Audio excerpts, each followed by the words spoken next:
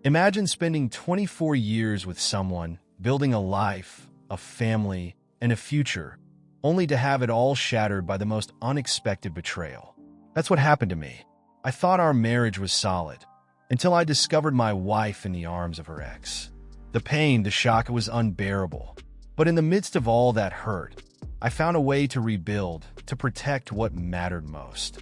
If you've ever faced betrayal or questioned everything you thought you knew, stick with me as I share how I overcame the most painful chapter of my life, and how you can too.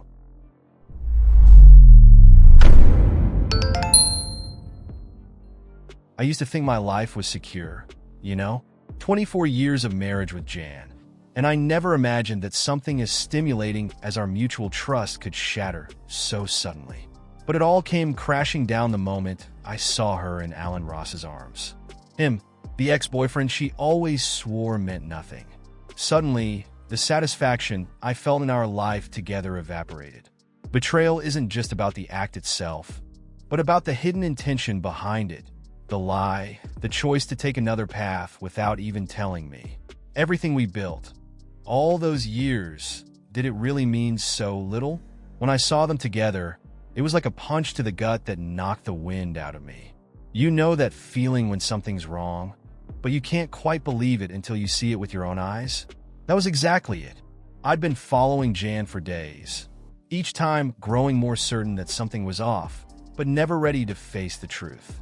It felt like a bad dream I couldn't wake up from.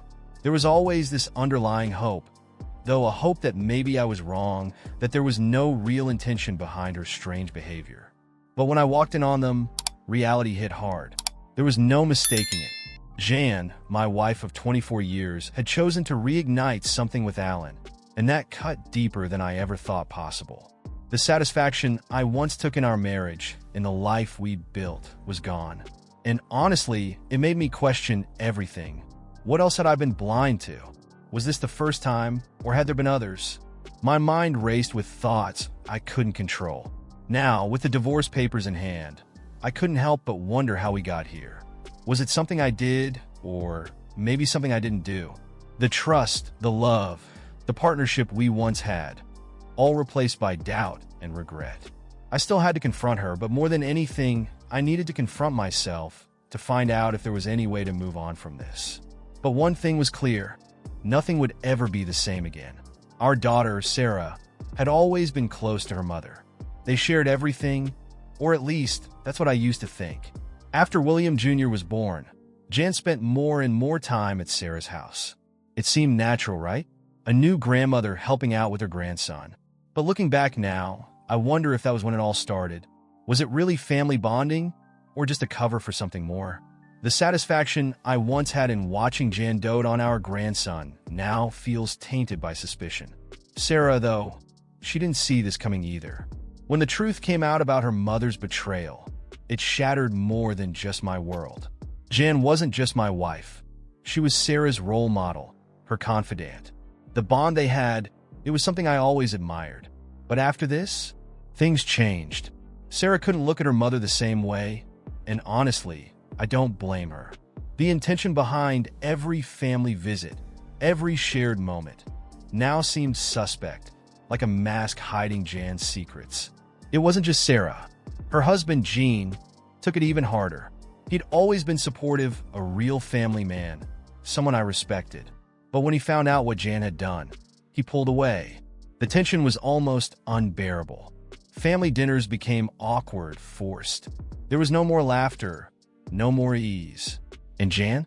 She tried to act like nothing had changed, but we all felt the shift. Even little William Jr. noticed the difference, asking why Grandma wasn't around much anymore. As for me, I didn't know how to help them. I was still processing my own pain, and now I had to watch my daughter struggle with hers. The family that once brought me so much satisfaction now felt fractured, broken beyond repair. Could we ever get back what we lost? Or was this just the new normal, an uncomfortable silence where love and connection used to be? Through it all, I tried to keep my focus on work. My career had always been a source of pride, something I could control when everything else seemed uncertain. As co-owner of a successful plastics manufacturing company, I was on the brink of something big, patenting a revolutionary process that would change the industry. The satisfaction of knowing that my hard work was paying off gave me a sense of stability, even as my personal life crumbled. But the irony wasn't lost on me. Here I was on the verge of a breakthrough at work while my marriage had completely broken down. Protecting what I'd built became my top priority. With the divorce looming, I had to make sure that Jan wouldn't get her hands on the profits from the patent. It wasn't about revenge, it was about survival. I poured all my energy into securing my assets, making sure the lawyers did their job right. The idea that Jan, who had betrayed me so deeply, could benefit financially from my success, that was something I just couldn't accept. My intention was clear: keep what I'd worked for and move forward, without her dragging me down any further. Despite everything, work was my refuge. Every deal, every meeting was a distraction from the pain. My partners noticed the change in me, but they didn't ask questions. I was still performing, still getting results, and that was what mattered. But behind the scenes, the cracks were showing. The satisfaction I used to feel from my achievements wasn't the same. It was hard to celebrate victories when my personal life was such a mess. Every success felt hollow, like a bandage on a wound that wouldn't heal.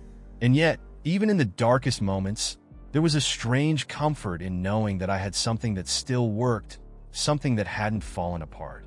My career might not fill the void left by the betrayal, but at least it was one part of my life that I could control. But how long could I keep relying on work to numb the pain? At some point, I'd have to face the reality of what my life had become. I guess the signs were there all along. It started small: Jan staying out late, vague excuses that didn't quite add up. At first, I brushed it off. We'd been married so long, I didn't want to believe it. But the feeling wouldn't go away, gnawing at me until I couldn't ignore it anymore. That's when I decided to investigate. It wasn't about suspicion. It was about needing the truth. My intention was to protect myself, to find out if my fears were justified. And deep down, I hoped I was wrong. Following her felt surreal, like I was living someone else's life. I watched her routine, the places she went, the people she saw. And then, one day, she went to Alan's house. I knew it.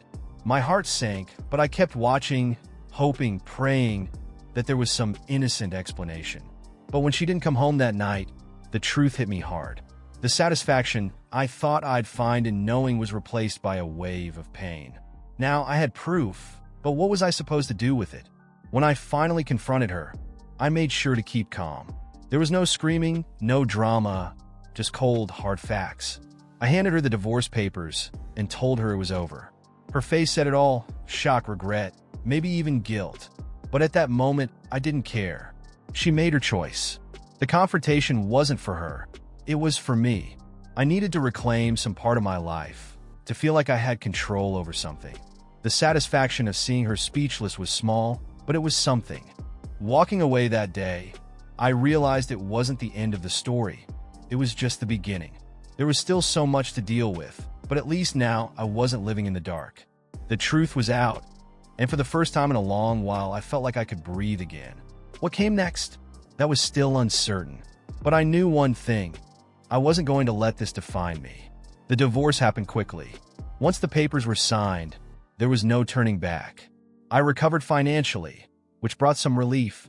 But Jan? She wasn't as lucky. It was strange, watching her life spiral after everything she'd done. Alan Ross, the man she'd risked everything for, lost his job shortly after our split. And, predictably, he abandoned her when things got tough. The satisfaction I once saw in her eyes was replaced with something far darker: regret, maybe even shame. It was hard to say. All I knew was that her life had taken a steep nosedive. Jan's relationships didn't fare much better. Sarah, once inseparable from her mother, barely spoke to her now. There was no trust left, no bond to hold on to. My grandson, William Jr., wouldn't understand the full story for years, but he could feel the distance too. In Jan's attempts to reconnect with our daughter, they fell flat. It was like she didn't realize the depth of what she'd done, the full extent of the damage. The betrayal didn't just ruin our marriage, it shattered the family we'd built. As the months passed, things only got worse for her. Without Alan or the support of her family, Jan hit rock bottom. The isolation, the constant reminders of her choices, they all caught up with her. Eventually, she ended up in a rehabilitation clinic. I like to say I felt something pity, maybe, but after everything, I was numb. The satisfaction I once felt in our shared life was long gone. Watching her fall apart felt like a cautionary tale, a reminder of how quickly things can unravel when you lose sight of what matters. Even with everything that happened, I didn't celebrate her downfall. There was no satisfaction in seeing her suffer.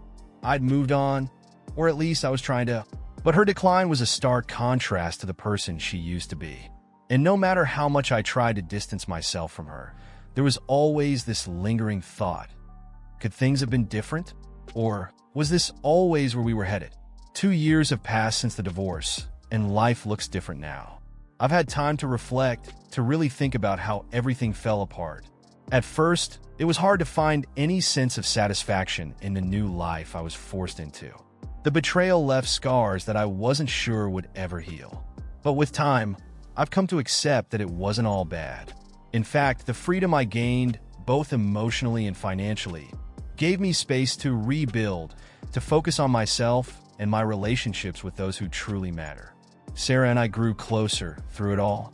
She needed someone to lean on, and I guess I did too. Watching her with William Jr., seeing the love and laughter in their lives, it reminded me that not everything was lost. My family might have been shaken, but not broken. There's still intention in the way we support each other, still satisfaction in knowing that, despite everything, I haven't lost them. Jan may no longer be part of our day-to-day lives, but in some strange way, her absence brought the rest of us closer. Even with that, there are days when Jan crosses my mind. It's hard not to think about her when so much of my life was intertwined with hers. The trips we took, the milestones we shared, all of that still lingers. But I've learned to let go of the bitterness, to stop letting the past dictate my future. My career is thriving, my family is healing, and I've started to travel again. I even spent some time in Italy, a place I'd always wanted to visit. The satisfaction of standing in front of those ancient ruins, knowing I made it there on my own, was something I'll never forget. But even with all that, Jan's memory still lingers. It's not something I can just erase. And maybe that's okay. Moving on doesn't mean forgetting. It means learning to live with the pain, with the lessons it taught me. As I look toward the future, I'm not sure what's next. But for the first time in a long time, I feel like I'm ready to find out. Whatever comes, I'll face it with intention, with the knowledge that I've survived worse and come out stronger on the other side. Keep watching our stories by clicking on one of the videos that appear on the screen, and don't forget to subscribe to the channel and turn on notifications to be alerted about new videos. See you next time.